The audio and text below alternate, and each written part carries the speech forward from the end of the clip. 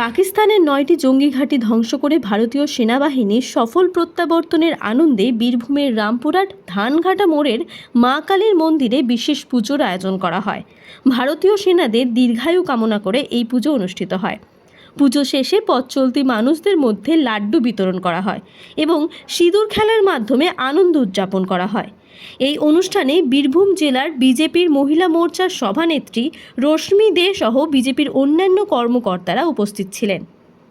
কি বলছেন বিজেপি কর্মীরা, চলুন দেখে নেওয়া যাক নিউজ বাংলা কলকাতার পর্দায়। আমাদের দেশের জওয়ান সেনাবাহিনী যেভাবে পাকিস্তানকে উত্তর দিয়েছে, তাদের সাফল্য, তারা যেন নিরাপদ থাকে সেটা প্রার্থনা করলাম।